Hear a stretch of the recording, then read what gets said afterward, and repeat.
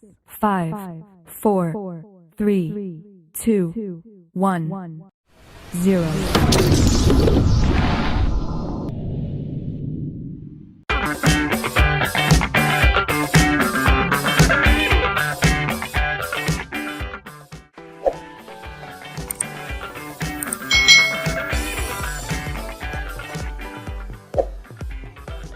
Hai hai hai. Selamat datang di channel YouTube Kak Citra. Apa kabar adik-adik semuanya? Kak Citra berharap kalian dalam kondisi yang baik, sehat, dan siap untuk belajar. Hari ini kita akan belajar bersama-sama untuk mata pelajaran tematik kelas 5. Kita belajar di tema 7, peristiwa dalam kehidupan, subtema 1, peristiwa kebangsaan masa penjajahan, pembelajaran yang ke-6. Mari adik-adik kita belajar dengan penuh semangat. Masa pergerakan dan kebangkitan nasional tidak semata-mata dilakukan oleh kaum pria saja adik-adik. Kaum perempuan pun turut berperan dan memiliki andil besar bagi usaha-usaha pergerakan nasional. Apa saja yang dilakukan oleh kaum perempuan? Ayo kita pelajari bersama-sama. Kongres Perempuan Indonesia. Kongres Perempuan Indonesia berlangsung 3 kali. Pada tanggal 22 Agustus 1928 di Yogyakarta diselenggarakan Kongres Pertemuan para Perempuan Indonesia yang pertama. Kongres ini diikuti berbagai wakil organisasi wanita, di antaranya adalah Nyonya Sukamto, Nyonya Ki Hajar Dewantoro, dan Nona Suyatin. Nah, Kongres berhasil membentuk Perserikatan Perempuan Indonesia atau PPI. Kongres itu juga berhasil merumuskan tujuan mempersatukan cita-cita dan usaha memajukan wanita Indonesia serta mengadakan gabungan atau perikatan di antara perkumpulan wanita. Lalu pada tanggal 28 sampai 31 Desember 1929, PPI ini mengadakan kongres lagi di Jakarta dan mengubah nama PPI menjadi PPII. Artinya apa? Perserikatan Perhimpunan Istri Indonesia. Lalu tanggal 20 sampai 24 Juli tahun 1935 diadakan Kongres Perempuan Indonesia yang kedua di Jakarta yang dipimpin oleh Nyonya Sri Mangunsarkoro.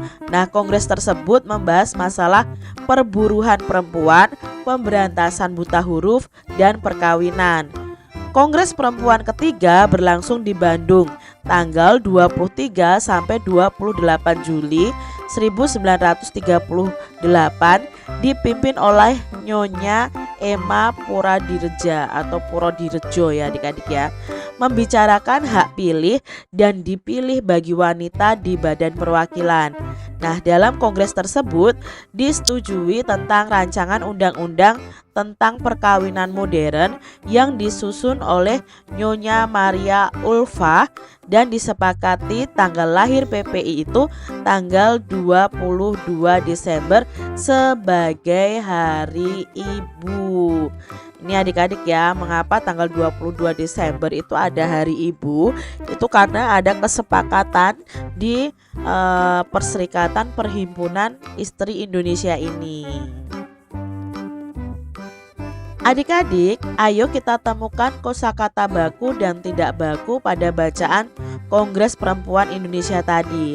Nah, di bacaan tadi ada kosakata bakunya, ada kongres, mengubah, istri, perserikatan, dan modern. Jadi tulisannya modern tuh seperti ini adik-adik. Lalu kosakata tidak bakunya apa? Ternyata kongres itu orang Indonesia sering menulisnya itu G-nya double. Seharusnya G-nya itu hanya ada satu. Mengubah itu biasanya kita kosakata tidak bakunya adalah merubah ya, merubah. Nah, istri itu tidak pakai seharusnya tulisannya ya adik-adik ya kosakata bakunya, tetapi kita sering menuliskan istri. Nah, seperti itu. Lalu perserikatan itu kosakata bakunya. Kosakata tidak bakunya adalah perikatan. Dan modern itu tulisan yang betul kosakata yang betul penulisannya seperti ini, tetapi kita sering menulisnya modern. Nah, di sini seharusnya kan tidak pakai e. Itu kata baku dan tidak baku pada bacaan tadi. Kita akan bersama-sama menuliskan informasi penting dalam bacaan tadi ya, menggunakan prinsip apa, di mana, kapan, siapa, mengapa, dan bagaimana. Nah, ini adalah bagan Kongres Perempuan Indonesia. Kapan Kongres Perempuan Indonesia dilaksanakan? Nah, Kongres Perempuan Indonesia dilaksanakan itu selama 3 kali ya. Nah, pada tanggal 22 Agustus 1928 di Yogyakarta diselenggarakan Kongres Perempuan Indonesia yang pertama. Lalu pada tanggal 20 sampai 24 Juli 1935 diadakan Kongres Perempuan Indonesia yang kedua di Jakarta. Nah, Kongres Perempuan ketiga itu berlangsung di Bandung tanggal 23 sampai 28 Juli 1938. Lalu di manakah Kongres Perempuan Indonesia dilaksanakan? Kongres pertama di Yogyakarta, kedua di Jakarta, ketiga di Bandung. Siapakah peserta dari Kongres Perempuan Indonesia? Pesertanya adalah wakil dari berbagai organisasi wanita di Indonesia. Lalu apa hasil Kongres Perempuan Indonesia yang pertama? Nah, hasilnya di Kongres Perempuan Indonesia yang pertama ini membentuk Perserikatan Perempuan Indonesia atau PPI. Di sini juga berhasil merumuskan tujuan untuk mempersatukan cita-cita dan usaha memajukan wanita Indonesia serta mengadakan gabungan atau perikatan di antara perkumpulan wanita. Lalu apa hasil kongres yang kedua? Nah, Kongres Perempuan Indonesia kedua itu membahas tentang masalah perburuan perempuan dan pemberantasan buta huruf adik-adik ya. Lalu hasil kongres ketiga apa? Hasil kongres ketiga ini membicarakan hak pilih dan dipilih bagi wanita di badan perwakilan. Nah, dalam kongres tersebut disetujui RUU tentang perkawinan yang modern. Ini tadi ya peta pemikiran atau bagan tentang Kongres Perempuan Indonesia. Kegiatan yang dilakukan oleh para perempuan Indonesia pada masa pergerakan dan kebangkitan nasional merupakan salah satu bentuk perwujudan cinta tanah air mereka terhadap Indonesia adik-adik. Ayo kita tumbuhkan kesadaran dalam diri untuk cinta tanah air dengan menyanyikan lagu berikut. Nah, adik-adik ya bisa nyanyikan lagu Tanah Airku. Nah, ini ciptaan dari Ibu Sud. Itu sekat temponya adalah larghetto dan nada dasarnya adalah do sama dengan bass ya. Biasanya kalau nada do sama dengan bass itu diawali dari nada do diakhiri dengan nada do, atau diawali dengan nada sol atau mi tapi diakhirinya dengan nada do. Nah, adik-adik bisa ya menyanyikan lagu Tanah Airku ini. Apa yang kamu rasakan saat menyanyikan lagu Tanah Air? Nah, yang mungkin yang kalian rasakan adalah bangga karena tanah air Indonesia itu begitu berharga dan patut kita jaga kelestarian dan keindahannya. Bagaimanakah nada dan tempo lagu dari Tanah Airku tadi? Nah, adik-adik, di sini nada dasarnya adalah do sama dengan bass. Biramanya itu 4/4. Temponya adalah larghetto. Larghetto itu adalah tempo yang lambat namun lebih cepat daripada largo. Largo itu kan lambat adik-adik. Cuma larghetto itu lambat tapi lebih cepat sedikit daripada largo. Apakah lirik lagu Tanah Airku ini mencerminkan nilai-nilai cinta tanah air? Iya ya adik-adik ya, mencerminkan sekali. Mencerminkan betapa luas dan indahnya Indonesia dari Sabang sampai Merauke. Dari kecintaan terhadap tanah air menunjukkan bahwa untuk menjaga kelestarian dan keindahan tanah air itu dibutuhkan persatuan dan kesatuan. Nah, adik-adik, di sini nilai yang terkandung pada lagu Tanah Airku adalah cinta tanah air dan bangsa Indonesia.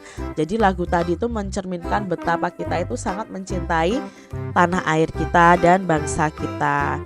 Bagaimana caramu mencintai tanah air? Nah, sebagai pelajar, pertama kalian harus merasa bangga terhadap tanah air Indonesia. Rasa bangga itu tentu saja tidak akan muncul tanpa adanya rasa memiliki bangsa Indonesia.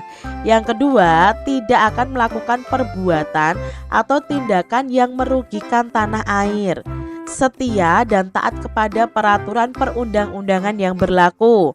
Belajar dengan giat dan sungguh-sungguh untuk menggapai cita-cita. Itu tadi ya cara-cara mencintai tanah air kita. Nah, persamaan hak dan kewajiban antara golongan pria dan wanita dalam bidang tertentu merupakan salah satu bentuk penerapan nilai-nilai Sumpah Pemuda dan Kongres Perempuan Indonesia. Dalam melakukan kegiatan demi kepentingan bangsa dan negara, setiap golongan itu memiliki hak dan kewajiban yang sama, adik-adik. Alasan-alasan yang bersifat kedaerahan, keagamaan, kesukuan, dan golongan harus dikesampingkan dengan tetap menghormati dan menghargai adanya perbedaan. Nah, sikap tersebut juga berlaku dalam bidang kebudayaan. Nah, di sini adik-adik kita akan belajar tentang kebudayaan nasional. Nah, kebudayaan nasional merupakan hasil dari akar budi seluruh bangsa Indonesia yang terdiri atas beragam suku bangsa. Bahkan kebudayaan nasional itu juga diatur loh adik-adik dalam UUD 1945 bahwa pemerintah itu memajukan kebudayaan nasional Indonesia. Dengan demikian, perkembangan dan pelestarian kebudayaan nasional menjadi tanggung jawab dari seluruh bangsa Indonesia.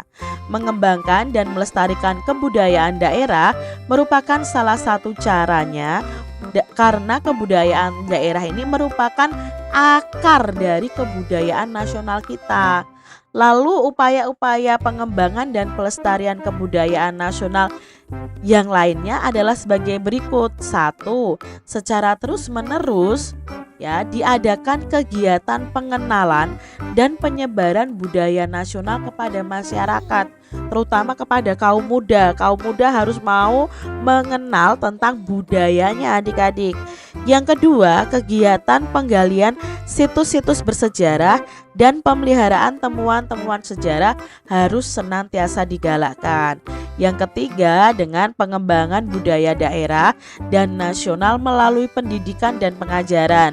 Misalnya menjadikan bahasa dan kesenian daerah sebagai muatan pelajaran lokal wajib di sekolah-sekolah. Misalnya kalau di Jawa itu ada, di Jawa Tengah ya adik-adik ada muatan lokal bahasa Jawa. Itu belajar benar-benar tentang bahasa Jawa. Lalu yang keempat, senantiasa dikembangkan sikap menghormati kebudayaan sendiri dan kebudayaan dari daerah orang lain. Yang kelima, mengenal dan mempelajari kebudayaan sendiri yang merupakan warisan dari leluhur. Itu tadi upaya-upaya pengembangan dan pelestarian kebudayaan nasional. Ayo coba adik-adik tunjukkan sikapmu terhadap pernyataan-pernyataan pada tabel berikut sesuai dengan pemahaman konsepmu mengenai penerapan nilai-nilai Sumpah Pemuda dan keragaman di Indonesia. Contohnya di sini ada pernyataan mempelajari kesenian dari daerah lain. Apakah kalian setuju atau tidak setuju? Kalau Kak Citra di sini tidak setuju, kalau Kak Citra di sini setuju, maaf. Nah, alasannya mengapa kita harus mempelajari kesenian dari daerah lain? Ya, untuk mengetahui kesenian dari daerah lain yang merupakan bagian dari kebudayaan nasional. Yang kedua, mengagung-agungkan suku bangsanya sendiri. Pasti tidak setuju adik-adik ya. Karena kalau kita terlalu mengagung-agungkan suku bangsa kita sendiri, maka akan menimbulkan permusuhan dengan suku yang lain. Setelah itu, yang ketiga, memilih ketua kelas berdasarkan kesamaan daerah asalnya. Ya, tidak setuju juga adik-adik ya. Nah, dengan memilih ketua kelas berdasarkan kesamaan daerah, itu menunjukkan sikap kurang menghargai perbedaan. Berikutnya, memilih-milih teman berdasarkan kesamaan daerah saja. ya tentunya juga tidak setuju ya. Memilih teman hanya yang daerah saja itu kurang menghargai perbedaan. Tidak mengikuti upacara, ya jelas ini tidak setuju karena ini tidak menunjukkan sikap cinta tanah air. Mengibarkan bendera merah putih setiap hari besar kenegaraan. Setuju ya, karena ini menunjukkan sikap cinta tanah air dan bangsa Indonesia. Mempelajari bahasa asing. Ya, mungkin tidak hanya bahasa asing saja yang harus kita pelajari. Ini sebenarnya bisa setuju dan tidak setuju adik-adik ya. Kalau terlalu mengagung-agungkan bahasa asing juga tidak baik. Kita juga harus belajar bahasa daerah ya. Sebenarnya mempelajari bahasa asing itu juga memperluas wawasan, tetapi kita juga harus mau belajar bahasa kita sendiri. Berdiam diri di rumah ketika ada kegiatan kerja bakti di lingkungan. Ini juga tidak setuju karena sikap ini tidak menunjukkan ya sikap yang mau menghargai persatuan dan kesatuan. Lebih memilih memberi upah kepada orang lain untuk menggantikannya dalam kegiatan ronda malam. Ini juga tidak setuju ya, karena kurang menghargai kebersamaan di lingkungan sekitar. Bagaimana nih adik-adik cara kelompokmu menunjukkan sikap menerima keragaman suku bangsa dan budaya yang ada di lingkungan sekitar tempat tinggalmu? Nah, di sini ada contoh dari keragaman suku bangsa dan budaya dan sikap yang harus kita tunjukkan. Misalnya ada anak yang bersuku lain. Nah, kita ya sikapnya mau berteman dengan baik dan tidak saling mengejek suku masing-masing. Lalu di sini ada pertunjukan kesenian ya.